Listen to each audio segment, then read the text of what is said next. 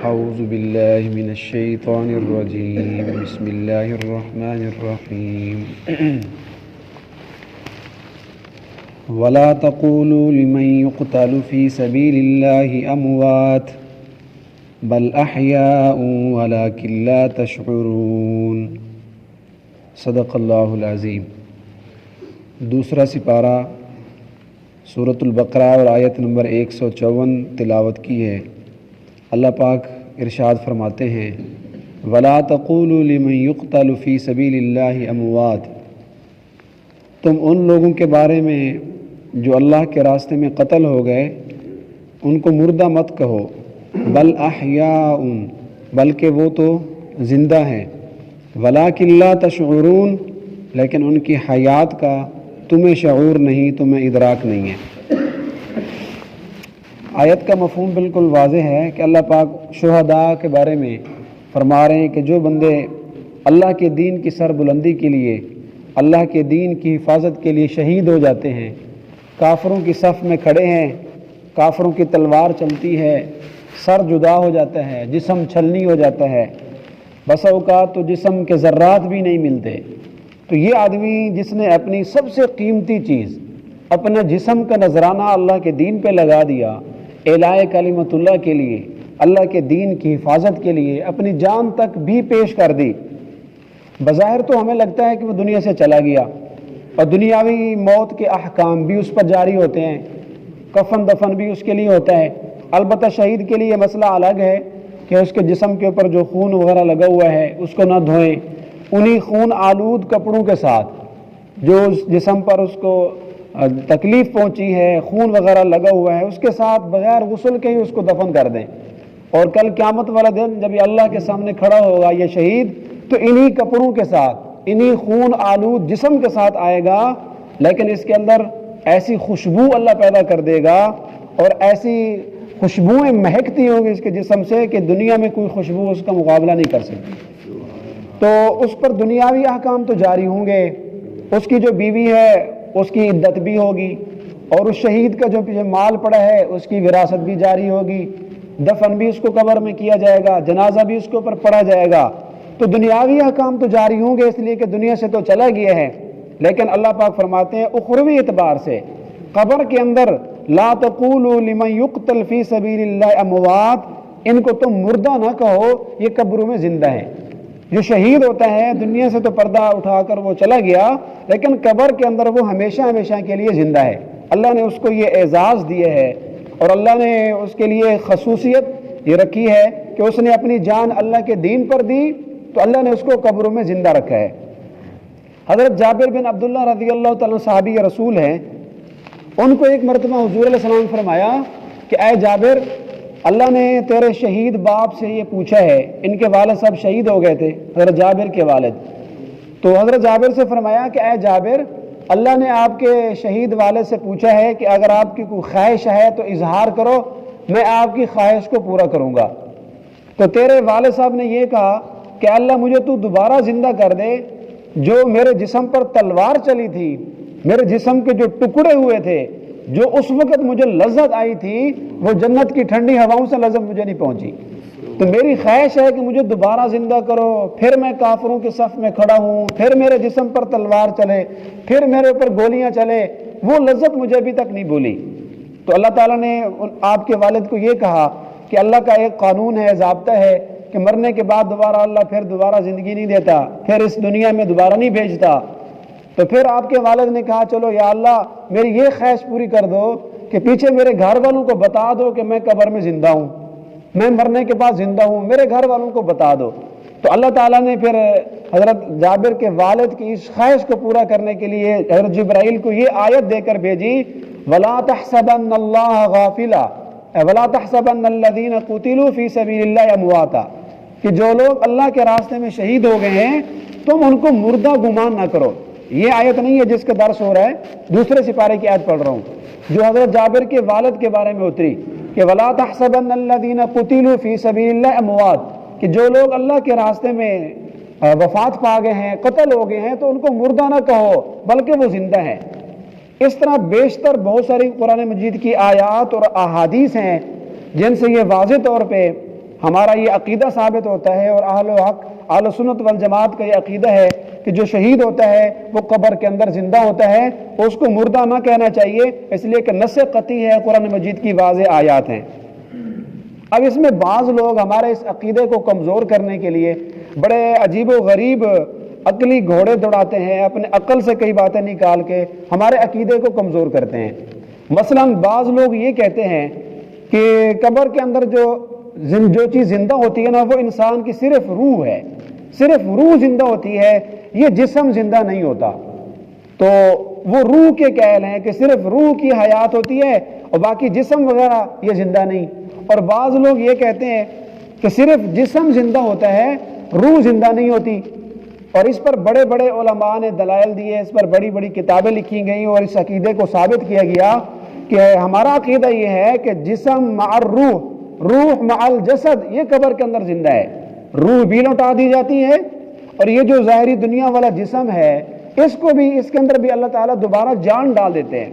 اب جو لوگ کہتے ہیں صرف جسم زندہ ہوتا ہے، وہ جسم سے مراد جسم مثالی لیتے ہیں کہ یہ ہمارا جو دنیا والا جسم ہے نا، یہ زندہ نہیں ہوتا، یہ تو مر گیا، اس کو تو کیڑے مکوڑے کھا گئے، یہ تو راکھ بن گیا، یہ زندہ نہیں، جسم مثالی زندہ ہوتا ہے۔ جسم مثالی، اس کی مثال یوں سمجھیں کہ جیسے ہم خواب دیکھتے ہیں اور خواب کے اندر اپنے کسی رشتہ دار کو ملتے ہیں، اس سے باتیں بھی کر رہے ہوتے ہیں، کبھی اس سے لڑائی جھگڑا بھی کر رہے ہوتے ہیں خواب میں، کبھی پیار محبت کی باتیں بھی ہو رہی ہوتی ہیں۔ اگر صبح اس کو ملیں اور اس کو بتائیں کہ رات جو آپ سے میری بات ہوئی تھی وہ آپ کو یاد ہے نا، تو وہ کہے گا بھائی کون سی بات، مجھے تو پتہ ہی نہیں ہے۔ تو یہ بندہ جو آپ کو خواب میں ملا، اس کا جسم مثالی آپ کو ملا ہے، دنیا والا جسم نہیں ملا۔ تو یہ لوگ بھی دھوکہ دیتے ہیں کہ یہ جو زندہ ہے نا شہید کی، وہ بھی جسم مثالی ہے۔ تو یہ دونوں باتیں بالکل باطل ہیں۔ جو لوگ کہتے ہیں صرف روح زندہ ہوتی ہے، جسم زندہ نہیں ہوتا، یہ قول بھی مردود ہے۔ جو یہ کہتے ہیں صرف جسم مثالی ہوتا ہے، یہ دنیا والا جسم زندہ نہیں ہوتا، یہ ان کا قول بھی مردود ہے۔ تو عزیز دوستو، صحیح عقیدہ ہمارا یہ ہے کہ اللہ تبارک و تعالیٰ جب یہ بندہ قبر میں جاتا ہے تو اس کی روح کو دوبارہ لوٹا دیتے ہیں۔ حدیث پاک میں واضح الفاظ ہیں تعاد روحہ، کہ مردے کی روح دوبارہ اس کے جسم میں لوٹا دی جاتی ہے۔ اچھا، یہ بڑی عجیب بات ہے، یہ نہ سمجھ آنے والی بات ہے۔ جو لوگ کہتے ہیں یہ ظاہری جسم نہیں ہوتا، جسم مثالی ہوتا ہے، اب دنیا کے اندر تکلیفیں تو برداشت کرے ہمارا یہ ظاہری جسم، وضو کے اندر ٹھنڈا پانی لگے ہمارے ظاہری جسم کو، گرمی سردی برداشت کرے ہمارا ظاہری جسم، تلوار چلی اس ظاہری جسم پر، اور زندہ ہوتا ہے مثالی جسم۔ مثالی جسم کا کوئی وجود ہی نہیں ہے، یہ محض ایک دھوکہ ہے۔ تو جس جسم کے اوپر تکالیف آئی ہیں ہمارے اس ظاہری جسم پر، اللہ تعالیٰ اسی جسم کو زندہ کرتے ہیں۔ اور قرآن مجید واضح کہہ رہا ہے کہ یہی بندہ جو تمہارے سامنے بیٹھا ہے، جب یہ اللہ کے راستے میں شہید ہو جائے تو اس کو مردہ نہ کہو، بلکہ اس کی روح بھی لوٹا دی جاتی ہے اور اس کا جسم بھی دوبارہ اسی طرح کر دیا جاتا ہے۔ لیکن وَلَٰكِن لَا تَشْعُرُونَ، ہاں یہ اور بات ہے کہ تمہیں اس کا شعور نہیں ہوتا، تمہیں اس کا پتہ نہیں چلتا کہ شہید زندہ ہے یا نہیں۔ آج کئی سو سال بعد اگر کوئی آدمی کسی شہید کی قبر کو کھودے تو اس کا جسم اگر وہاں سے نہ ملے، یا جسم پڑا بھی ہو تو ہمارے جسم کی طرح وہ نہ ہو، یا اس کی روح اس کے اندر ہے یا نہیں، ہمیں اس کا پتہ نہیں چلے گا، نہ وہ ہم سے باتیں کرے گا۔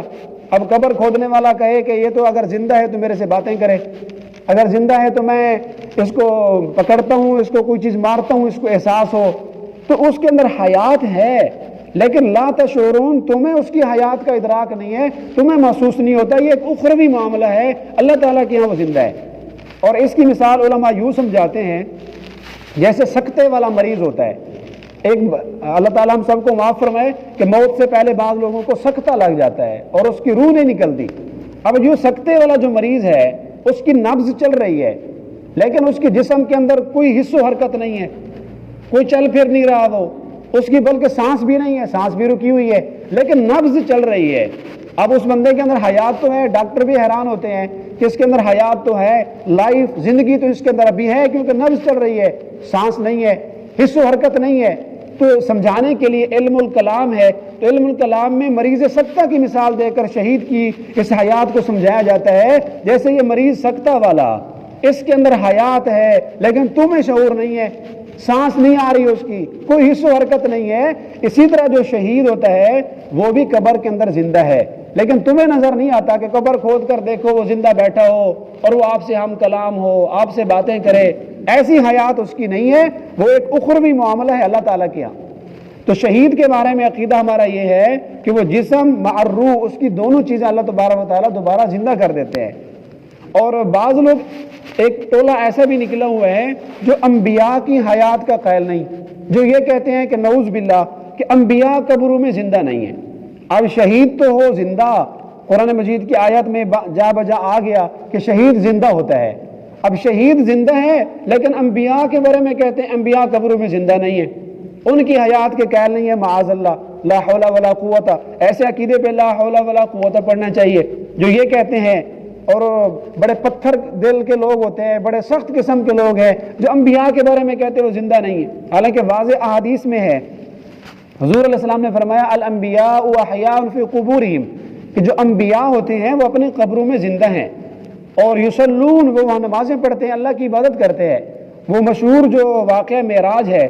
حضور علیہ السلام نے معراج پر جاتے ہوئے 2 سفر کیے۔ ایک آپ کا سفر ہے مسجد حرام سے لے کر مسجد اقصیٰ تک جو زمینی سفر ہوا، دوسرا آپ کا سفر ہے مسجد اقصیٰ سے لے کر آسمانوں تک۔ تو یہ جو پہلا سفر ہے جس کو قرآن مجید اسراء کہتا ہے، اسراء، سبحان الذی اسرا، پاک ہے وہ ذات جس نے اپنے بندے کو اسراء والا سفر کروایا، یعنی مسجد حرام سے مسجد اقصیٰ تک لے گئے۔ تو بخاری شریف میں حدیث ہے، حضور صلی اللہ علیہ وسلم فرماتے ہیں جب میں نے مسجد حرام سے مسجد اقصیٰ کی طرف سفر کیا تو راستے میں مجھے موسیٰ علیہ السلام کی قبر بھی نظر آئی، تو میں نے موسیٰ علیہ السلام کو قبر میں دیکھا، رأیت موسیٰ یصلی، اپنی قبر کے اندر وہ موجود ہیں، وہ نماز پڑھ رہے ہیں، تو میں ان کی قبر سے گزرا تو میں نے ان کو سلام کیا اور دیکھا وہ نماز پڑھ رہے ہیں۔ تو اس حدیث سے بھی واضح طور پہ معلوم ہوتا ہے کہ نعوذ باللہ انبیاء مردہ نہیں ہے، بلکہ اللہ کے وہ برگزیدہ لوگ ہیں جو اپنی قبروں کے اندر حیات کے ساتھ ہیں، وہ زندہ ہے، اور ہمارا یہ عقیدہ ہے کہ انبیاء اپنی قبروں میں زندہ ہوتے ہیں۔ تو یہ بڑی بے تکی اور خلاف عقل بات ہے کہ شہید کے بارے میں تو کہا جائے کہ شہید تو زندہ ہے، قرآن مجید بتلا رہا ہے، لیکن انبیاء کی حیات کا انکار کیا جائے۔ بل احیاء، صرف یہ نہیں کہا کہ ان کو مردہ نہ کہو، بلکہ اللہ نے آگے واضح طور پہ بتا دیا تم مردہ نہ کہو، بلکہ میں گواہی دیتا ہوں احیاء،